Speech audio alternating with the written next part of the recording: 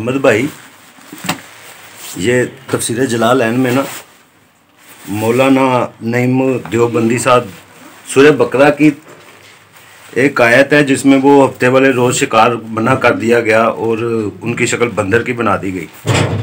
تو اس کی تفسیر کرتے ہوئے نعیم صاحب لکھتے ہیں کہ وہ شکل بظاہری نہیں تھی، وہ شکل یعنی کہ معنوی تھی. جیسے کہ انہوں نے مثال دی کہ جیسے بیوقوف کو ہم کہہ دیتے ہیں نا یہ بیل ہے، یہ گدھا ہے. تو قرآن میں صاف لکھا ہوا ہے کہ ان کی شکل بندر کی کر دی گئی، اور یہ کہنے وہ بظاہر معنوی تھی، ظاہری نہیں تھی. اس کے بارے میں کچھ بتائیں ہمیں. اصل میں بات یہ ہے کہ ان کے بارے میں جو ارشاد باری تعالیٰ ہے نا کہ وَجَعَلْنَا مِنْهُمُ الْقِرَدَةَ وَالْخَنَازِيرَ وَعَبَدَ الطَّاغُوتَ، ان کی شکل اور ان کو ہم نے بنایا بندروں کی طرح. کچھ کے بارے میں خنزیر کا لفظ ہے، اور شیطان کے چیلے اور شیطان کے بندے. اصل میں اختلاف تب ہوتا ہے جب ہم تفسیر کی طرف جاتے ہیں. کیا انسان بنا بنایا بیٹا بندر بن گیا، انسان بیٹا خنزیر بن گیا، یا انسان بنا بنایا شیطان کی شکل میں ہو گیا؟ یہ تفسیر کے جب ہم جاتے ہیں تو وہاں پر اختلاف بنتا ہے. اس میں کوئی شک نہیں ہے کہ وہ انسانیت سے نکل گئی، انسانیت کے دائرے سے وہ نکل گئے. تو کچھ روایات میں تو یہ ہے کہ ان کا شکل ہی بندروں کی طرح ہو گیا، ان کا شکل ہی بندروں کی طرح ہو گیا. اور وہ یہی ہے کہ جو ہم ظاہری معنی اس آیت کریمہ کے دیکھتے ہیں نا، اس کا یہی مفہوم نظر آتا ہے.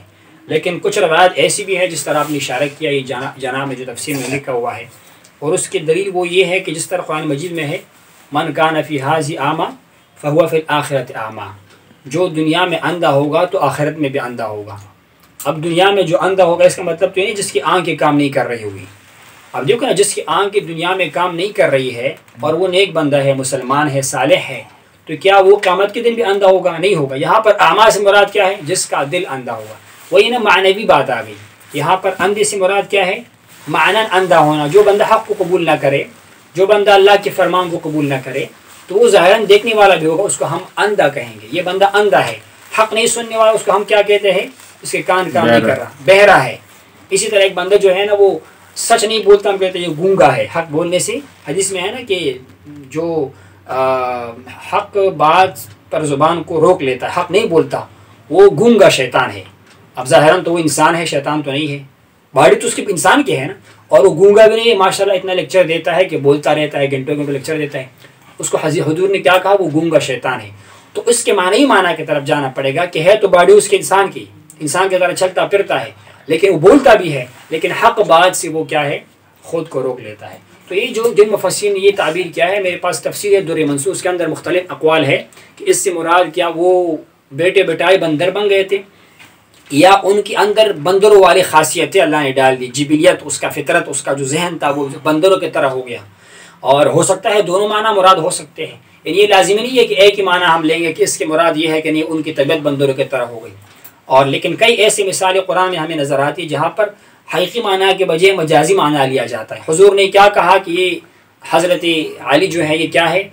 حضرت خالد جو ہے وہ کیا ہے؟ حضرت حمزہ کیا ہے؟ اللہ کا شیر ہے.